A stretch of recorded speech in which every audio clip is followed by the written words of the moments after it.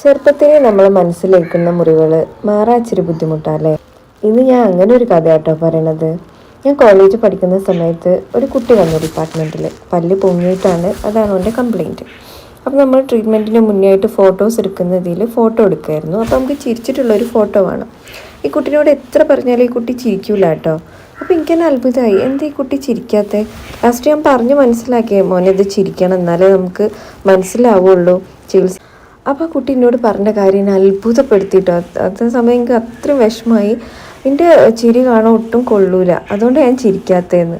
അപ്പോൾ നമ്മുടെ ഈ സമൂഹത്തിൽ ഈ കളിയാക്കലുകൊണ്ട് എത്ര കുഞ്ഞു മക്കളല്ലേ, വലിയൊരുത് പോട്ടെ, ഈ കുട്ടികളെ മനസ്സെത്ര വിഷമിക്കുന്നുണ്ടാവുമെന്ന് ഞാൻ ആലോചിക്കാം.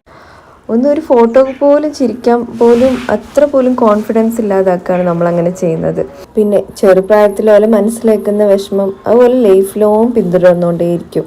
അപ്പോൾ നമുക്ക് ചെയ്യാൻ പറ്റുന്നത് മാക്സിമം ആരെയും ലുക്കിൻ്റെ പേരിലും എന്തിൻ്റെ പേരിലാണെങ്കിലും കളിയാക്കാതിരിക്കുക, നമ്മുടെ കുട്ടികളെയും അങ്ങനെ വളർത്തുക എന്നുള്ളത്. ലാസ്റ്റ് അവനെ കോൺഫിഡൻ്റ് ആക്കി ചിരിപ്പിച്ചിട്ട് ഹാപ്പി ആക്കിയിട്ടാട്ടോ ഞാൻ വിട്ടത്.